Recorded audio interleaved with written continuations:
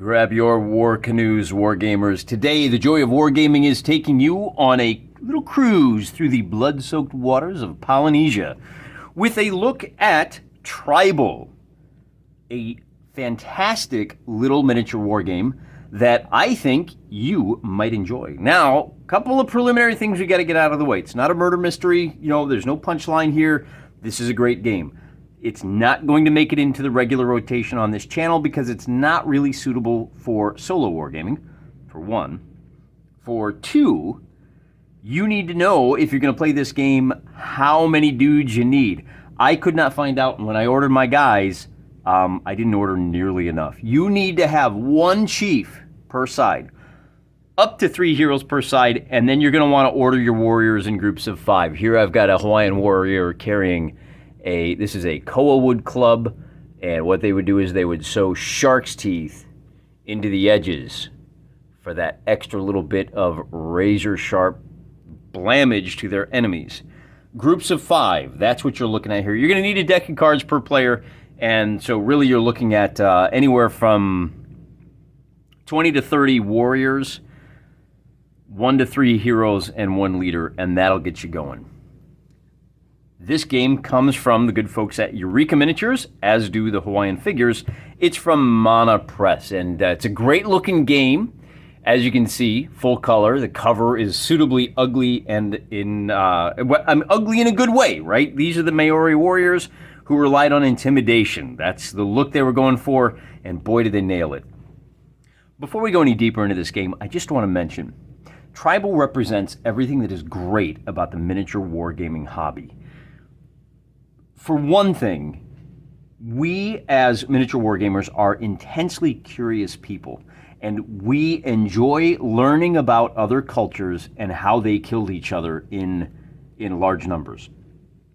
Not just from dry, dusty books, but we enjoy learning by doing. And Tribal is a game that allows us, it gives us a peek into the warfare and the style of war that other people, in particular, as you can see, this game it allows us to look into some non-Western styles of warfare. So I recommend it for that. And it's how great is it that our hobby has this kind of universality to it, that you can find warfare on pre-contact Hawaiians that's appropriate for that. It's just fantastic. This is such a legitimately diverse hobby where anything you want to do, you can do, and you can find somebody that's already produced a title that'll help you do it. Now, with all of that out of the way, one of the things that we need to go over is that this is not simply appropriate for Polynesian-style warfare. This is appropriate for any cultural conflict where honor, it says here, honor is everything, and it kind of is. It doesn't matter if you fulfill all of the victory conditions of your scenario if you do it in a way that leaves you without any honor. You can completely lose in terms of sheer numbers, but if you come out of the scenario with more honor, that's a preferable solution, and that's baked into the cake of this rule set. As you'll see, this rule set uses honor as kind of almost a strategic level of warfare that you have to take into consideration for every game that you play. Very well written. It's got a lot of different subsystems that are integrated really well. It's a little hard to talk about because things fit together so tightly, but we here at The Joy of Wargaming are gaming on an elite level, and we are up for it. As I said, good-looking rule set, lots of great color photography. Hey, look at that, Vikings. You can use this, and that's one of the things. We're going to actually approach this kind of from back to front because we're gonna cover up the not safe for work picture there. I want to talk about the settings that this is appropriate for, and you can come up with more on your own. But the game itself includes information for, I believe these guys are Maori. They may be some kind of, I don't recognize that war dress. They may be like Easter Islanders. They may be Mayans. I'm not sure. But they actually have rules in here for everything from cavemen to Iroquois Indians, the Morning Wars, so you could do Apaches, you could do, Cheyenne, you could do, who are the ones that never surrendered? The Seminoles, yeah.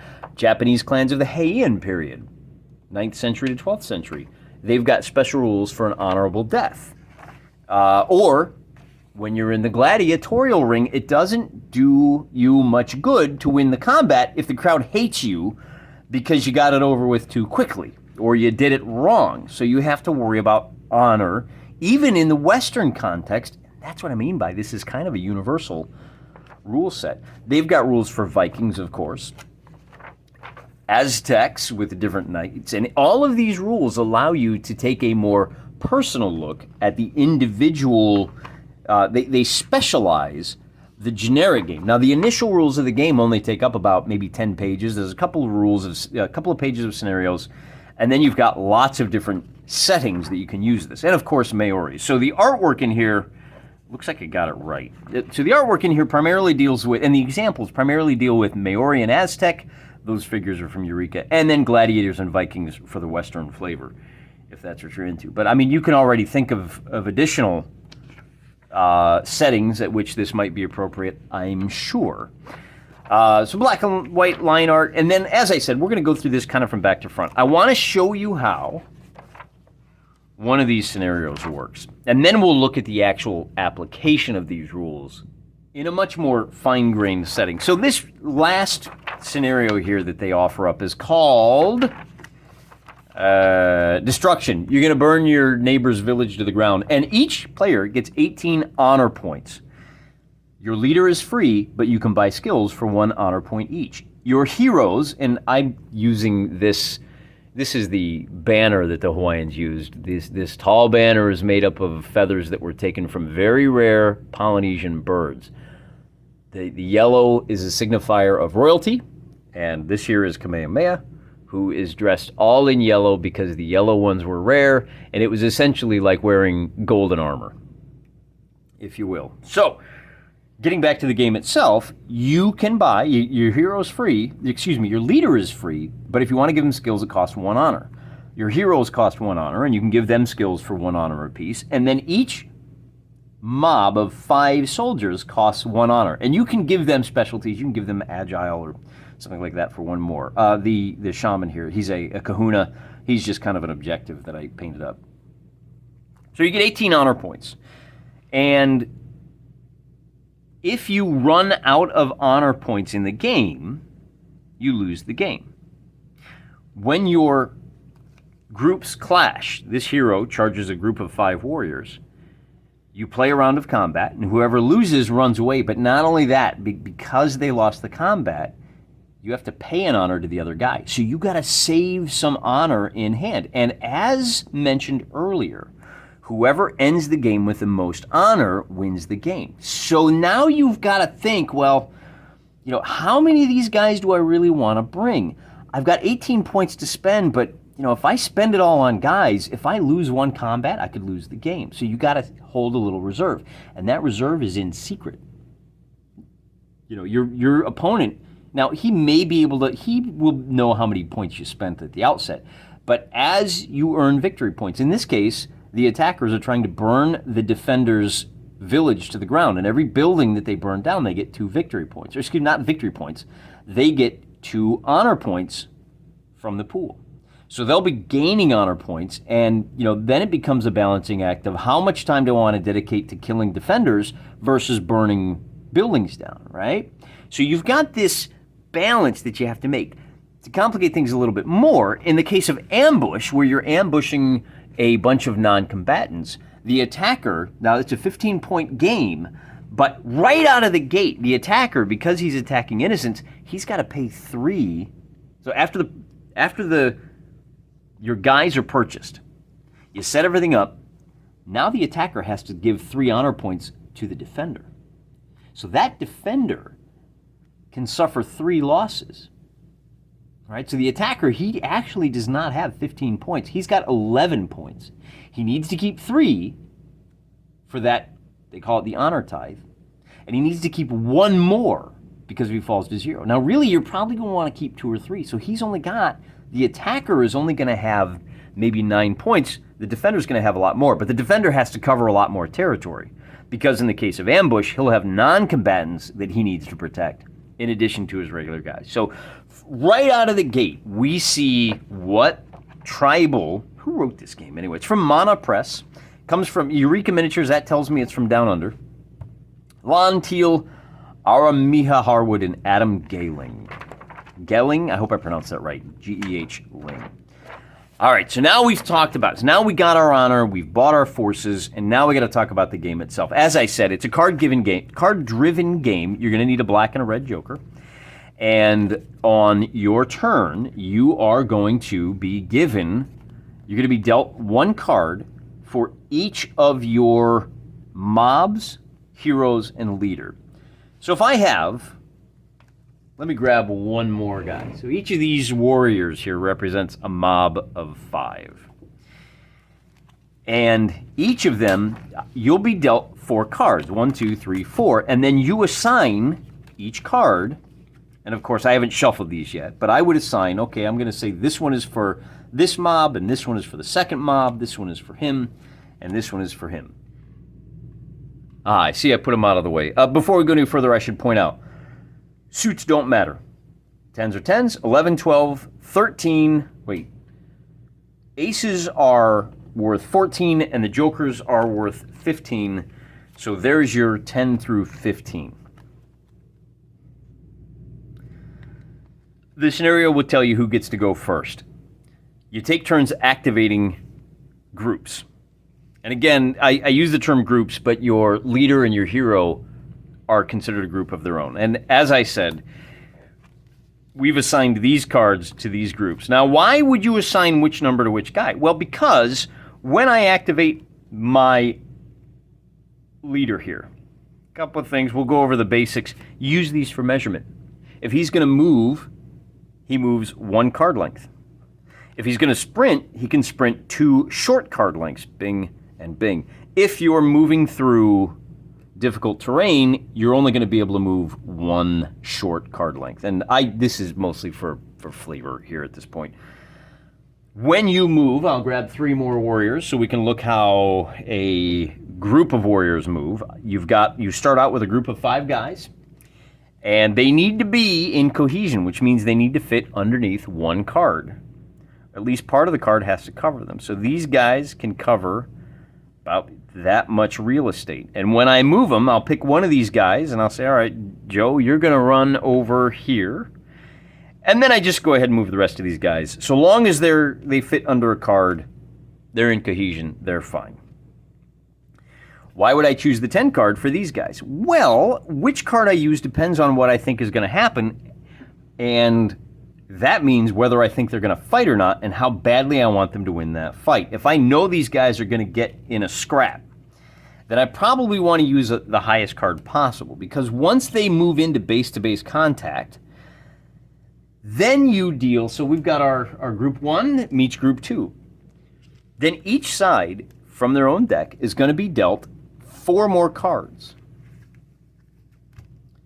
I should probably shuffle these up to make it so it makes a little bit more sense. This is the card that I'm going to use for combat for one of my guys, but I'm dealt the cards face down. And this is why this won't work as a solo game, because what we'll do is, since they moved into combat, they have the advantage. And when you have the advantage, you get to wait. Your opponent has to show you which card he's going to do for the first round of combat. And we'll just say, you know what, this is going to be a case where these mob is fighting this hero. And so in the first round, because the hero charged into the mob, they have to pick first. So this controller has to decide which card do I want to burn first, knowing that he's going to see it. Well, we'll start with like a middle one. The player on this side, I guess, I tell you what, give me a moment here to just do a quick shuffle. It's not going to be a great one, but we're just kind of doing a demonstration for illustrative purposes. So he's now got 5 cards of his own, and he says, okay, here's our pair. And we want to use this joker to inflict a wound. Heroes have 5 wounds. All right, so we got to choose. Which card are we going to burn? Let's go ahead and burn a middle card. And he says, all right, I know it's the 6. I'm going to just barely beat it. Since he wins, he knocks a guy out. And now it's their turn to go first. Because he won, this hero still has the advantage, and he says, you play first. So player down here says, all right, you know what? I'm going to go and play my Joker. Beat that. Well, our hero can't beat that. So he's going to burn his 2. Since he's going to lose, he might as well lose big. And now he takes 1 wound. All right. Now, because he lost, these guys have advantage, and he has to decide, all right, I'm going to go ahead and take the wound. Does he want to throw his highest card or his lowest card? It's a good bet he's going to take a second wound here. So he says, you know, I'm going to go ahead and burn my highest card. I want to see what you got. And now this guy has the opportunity. He says, I'll burn my lowest card because I'm hoping that I can beat you with one of my 8 or 9. So who won that exchange? He did. All right, so another guy goes down. They only have 1 wound. And now he's got the advantage. Show me what you got. All right, we'll try the 8. Well, I guess I'll win this exchange and knock out another guy. And since it's the last card, we'll go. Okay, that's the basics. It gets a little more complicated than that, though. So we're going to stand these guys up, and we're going to take a look at exactly what these cards mean, because it's not enough just to beat your opponent. As you can see, we've got faint cards, and we've got black cards, and the suit plays a role as well. So you also have to look at the suit, and I'm going to deal these out where we all can see what the 5 cards are. This time our hero gets that big Joker, and our mob of brave boys has a lot of red diamonds. Let me mix that up just a little bit so we can see what all of these do.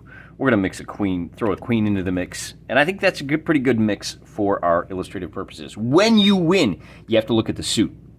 So in this case, the heroes have charged, we're going to make it so that our war band has charged the hero. He's squaring off against the 5. They charged into combat, so they have the advantage, and they say, all right, I want to smoke out your face cards. We're going to start with the 9 of spades. And he really wants to win this, so he has advantage. He says, I'll burn the 10 of hearts. Because it's a heart, he commits a jab. And whoever wins, that's the suit that matters. He can change the suit of the card he plays in the next exchange after revealing it. So now these clubs and this Joker can be whatever suit he wants. Notice he didn't kill anybody yet. He played a heart, which is just a jab. All right? Diamonds are dodges. Spades and clubs are knock a guy out. Spade with a bladed weapon, club with a blunt weapon. These Hawaiians here are all wielding those sharks, even though they've got sharp pointy bits. They're called clubs. This guy also has, it's basically a rock on a stick.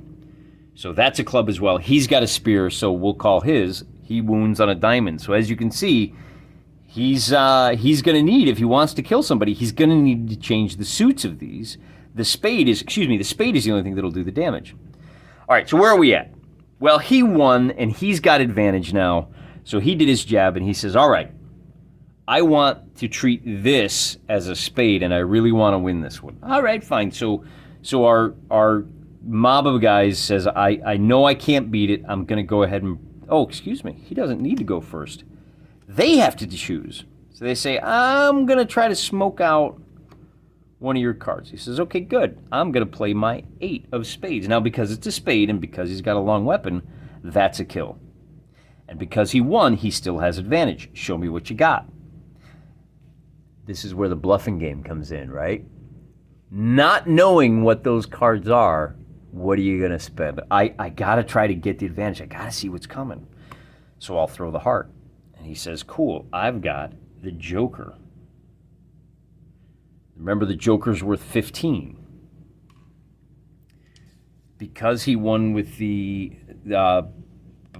they can be played as either suit. He says, okay, it's a red card. I'm going to play this. I'm nervous. I think I'm going to take a beating next time. I'm going to play it as a diamond, which is a dodge card. So he doesn't kill anybody. But this next card, because he can't hurt No, he's, you know what? Yeah, he knows he's not going to. Ooh, I guess he probably figures it doesn't matter. And he doesn't have to announce right now. He just says, look, I'm going to play this as a heart. Oh, no, no, no. I'm going to play it as a spade. Yeah, my next card is definitely going to be a spade, just in case. No, yeah, just in case. So the next card comes up, and it's going to be a 7 versus a 3. And these guys have a diamond, which means they can change the suit of the next card when it's revealed. So again, they have the advantage. He says, all I got's a 2, and they go, good. This is a club, and we club you, and now he takes 1 hit. So we got 1 hit to 1 hit. Who wins? Well, they charged into combat, so they win, so he has to run away, and now this player has to pay 1 honor point to this player, even though it was an even exchange. So gets a little bit complicated, but as you can see, clubs are for short weapons, spades are for long pointy bits, so that's easy to remember. All you need to remember is that a heart is aiming for the heart. It's a jab that allows you to change the suit. And with the diamond, because they won with a diamond on that last one, they could change this to any suit they wanted. Doesn't matter because they lost, but let's suppose all he had left is an ace. They won with a diamond on this one, so they get to change his suit and say, oh, you know what, we're going to make this a heart, which means you don't actually get to kill one of us. And so now, even though we lost, it's not a spade anymore, it's a heart. So we're done, and that means you still run away with it, with your 1 wound. Didn't go so well for him, but he didn't have any skills. And now you get an idea of exactly why this is not a solo game, but exactly why it opens up some interesting bluffing and smaller kind of core mechanics. Really? All right, and then once the unit is, excuse me, just because, let's see, the loser of the combat must retreat. And, no, I think that's it. Actually, you don't, just for losing, you don't have to pay that honor. It's if he had won all 5 exchanges and knocked all these guys off, then this player would owe him. Or if these 5 had combined and managed to kill him, he does still need to run away. But if they had managed to kill him, then it would be 1 honor. And I think it's 2 for a leader. If you kill a leader, it's 2. You do have some bonuses on the cards. If you charge in, you actually get a +1 on your cards, so you got to remember that. If you have a jack and a queen, that can lead to a tie, so that can make a big difference if you're on higher ground. All of your cards are at +1. If you are defending a palisade, +1. So if you're on an elevated palisade, you actually get +2 to all of your cards. Again, with a spread of 15, a +1 is not that big, but it can make a difference sometimes. So now you've seen how the game works, basically from start to finish. You've seen how initiative works. It actually doesn't work, but I think the key to remember here is that whatever card you assign for activation becomes the first card in your hand for combat. And as I said, it seems like there's a lot to this game, but it flows pretty quickly. And I really think that if you had, now you would have to have 2 teams, right? A left and a right-hand side.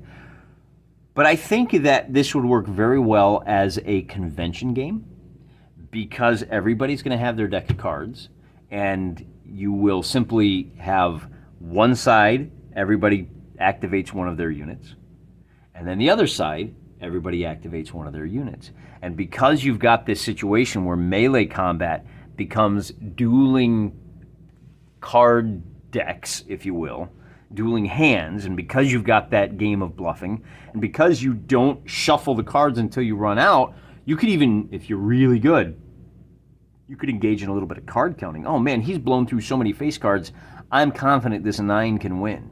So, very intriguing game, almost universal in its application, not so much for mass battles, but definitely for skirmishes. Don't be afraid to give it a good look. Eureka Miniatures, Monopress, highly recommend it. Unless you're one of those dice-only bros, in which case, yeah, you're going to want to give it a miss because it is absolutely a card-driven game. We're going to call it quits for today, and when we come back, we'll run through a simple little skirmish, just a simple 3-on-3. It'll be a little bit hard because all of my dudes are Hawaiians, but we'll find a way to make it work, if only for illustrative purposes. Until next time, I'm praying for you.